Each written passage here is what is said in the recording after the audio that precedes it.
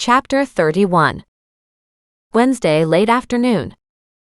There were a lot of reasons why a woman would have given Manny money. And there were many bad reasons why somebody would have done it too. But Doreen would focus on the good reasons. Maybe the woman wanted to be charitable. Maybe her husband hadn't paid last time for his job with Manny and had sent his wife to clear his bill. Although that boggled her mind. But it didn't mean it wasn't possible. People did all kinds of strange things. And the truth of the matter was, that was just the way life was. Just when you thought you understood people, they went and did something strange. She couldn't jump to conclusions. Even though Jenny had identified the woman as being Norbert's wife, that wasn't necessarily enough to go on. But it was another connection between the two cases. It was also enough to go talk to Peter again. She wished he had a cell phone. She was tempted to buy him a disposable one, so while she investigated this case, they could talk. And then her phone rang again. She stared at the unknown number. When she answered, Peter's father, Jeremiah, from the second-hand store, spoke. In an emotional voice, he said, "Thank you." "For what?" she asked cautiously. "Peter's here," he said. "He's pretty shaken up, but apparently you guys found Manny." "Yes, that's true, but it's not the end of the search. We still don't know anything about what happened to him." "No," he said, "we know that. But we're grateful. Anything at this point is hugely helpful. I can't believe Peter's been off drugs and sober for 6 months." The older man's voice got tremulous. After that, they spoke for a few more moments, and then Doreen asked, "Is it possible to speak with your son for a minute?" Sure, he said. "Hey Peter, Doreen wants to talk to you." In the background she could hear Peter ask, "Who's Doreen?" "The bone lady with all the pets, looking into Manny's case," he said in exasperation. "Come on. The woman you just talked to." The phone was handed over, and then Peter came on the line.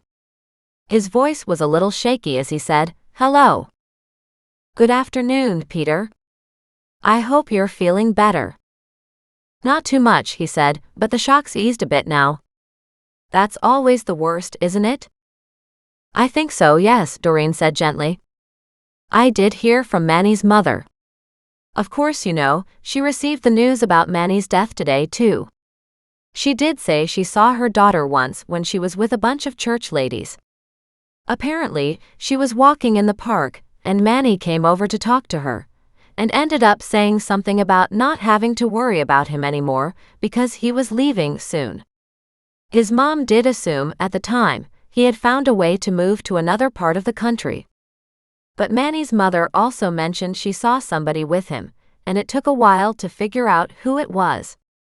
That woman gave Manny some money." "Lots of people gave us money though," Peter protested. "Think about it. We were always panhandling." "In this case though," Doreen said, "it was Lynette, Norbert's wife." Peter gasped. "Oh, I remember that," he cried out. Then he stopped and asked, "Is it important?" "In stuff like this," Doreen said, "it's almost impossible to know what's important and what's not." "But do you know why Norbert's wife would have given Manny money?" "A lot of reasons, I suppose," he said, "but the biggest one was she wanted Manny to disappear. She said he was a humiliation and called him all kinds of nasty names. She was a piece of work, that one. Talk about kicking somebody when they're down. That was just the person she was." "Did she give Manny much money?" "Yes, it was a lot," he admitted. "And I think that was why Manny was thinking she could possibly leave this time." Was that a condition of receiving the money? Was the wife paying off Manny, telling her to stay away from her husband, or some such thing? I don't think she cared about the husband one bit. I think she was hoping Manny would just disappear, and would stop being an embarrassment. He sniggered. Norbert used to talk to Manny all the time. He was really unhappily married and didn't know why he married his wife in the first place. Plus, as soon as they were married, she stopped being a wife in many ways. So, maybe Norbert came to Manny as much for friendship as anything. I think so, yes, and maybe more, he said. He really was sweet on him. The weekly appointment could have been a way for him to help out Manny as well. True, Doreen said. I'm glad Manny had Norbert and you as friends right up to the end. That was the wrong thing to say because Peter started blubbering again. You don't happen to remember how much money it was, do you? Doreen asked, trying to pull Peter out of it. Or if it happened more than once. It was just once, he said. We talked about it lots afterward, because Manny was enthralled with the amount of money she'd been given. It was thousands of dollars. And it wasn't long before Manny was broke again. But he'd given everybody he knew a shot of drugs to save them from having to do at least a couple tricks. Sounds like Manny's actions came from heart, Doreen said with a smile. Too bad he couldn't take that money and run with it though. I think he was planning on it. But he did tell Norbert, you know. Doreen's eyebrows shot up. Manny told Norbert what his wife had done? Yes, Peter said. Norbert was really angry about it. When he left Manny, he told him that he'd fix it. But he did tell Manny to keep the money. He also gave him a lovely ring. Manny hawked it and bought a cheap replacement at the pawnshop. He wouldn't wear it, but Manny couldn't quite let it go. He'd been really touched. Well, that's good, Doreen said. She figured Manny had probably spent all the money from Lynette and from selling Norbert's ring by the time Manny had hooked up with Norbert a week later too. I just wonder if maybe the wife made arrangements to help Manny get out of town. If she did, she didn't tell Manny about it, Peter said. Honestly, it would have been much better if she had made arrangements like that. You can't give money to a junkie. It just disappears up the arm, like everything else. Still, it was something. Did Manny see her again? When he didn't leave town right away, did Norbert's wife come back and yell at Manny for not having followed through? I saw her myself once, Peter said. And she didn't seem happy to see us there, but she didn't have a screaming fit or anything. I think Manny just gave her the finger as she drove by. Which would have pissed her right off. Oh yes, absolutely, Peter said with a chuckle. But you know what? You always get those highbrow people who think everybody else is beneath them. Doreen knew all too well because she'd had to hang out with the highbrow people. Unfortunately, she was afraid that in the past, she may have come across as one of those highbrow people too. If you think of any other confrontations or anybody else who might have done something odd, like that matter with Lynette, you'll let me know, won't you? Nothing comes to mind, Peter said. That was just such an odd thing. I even forgot about it until you brought it up. Considering it all happened fairly close in time to when Manny went missing, and when Norbert died.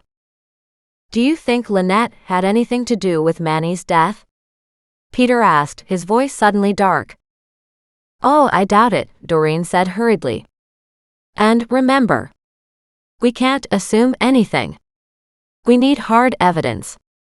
When she heard Mac's words rolling off the tip of her tongue, she rolled her eyes. Then she said, Don't think or do anything rash. I'm too tired to do anything rash. I'm glad you went home to see your father, she said. Yeah, Peter said gruffly. Me too. Doreen hung up and sat here, pondering the information for a few moments. She had her suspicions, but that was all they were. Suspicions. It was too easy to get the wrong person at this stage. She sent Mac an email, telling him about the money from Lynette, and the wife telling Manny to get out of town. It wasn't anything but another puzzle piece. It helped, but it didn't do a lot when the rest of the puzzle pieces were still missing.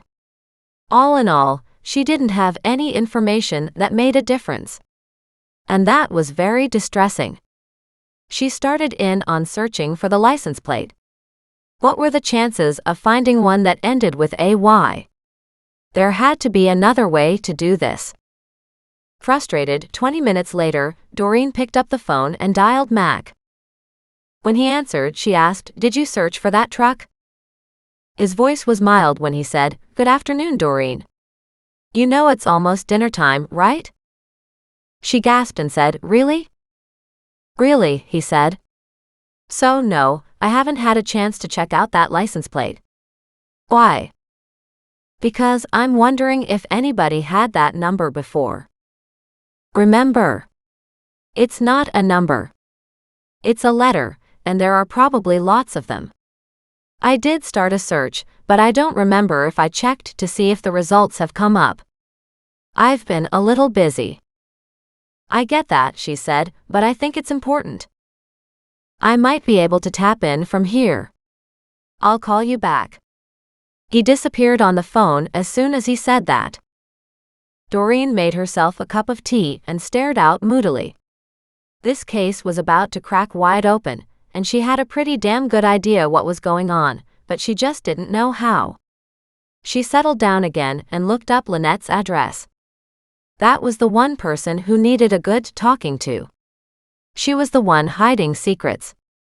Or maybe she didn't give a damn. She certainly hadn't waited before she remarried. So who knew what was going on there? Doreen found the address, looked it up, and realized it was a 10-minute drive away. As she sat here doing nothing anyway, she thought, what the heck? She stood and grabbed her keys. Then Muggs raced past her and Thaddeus cried behind her, "Thaddeus, come. Thaddeus, come." Even Goliath sauntered in to see what was happening. She stopped with a groan and said, "Really? Do we all have to go?"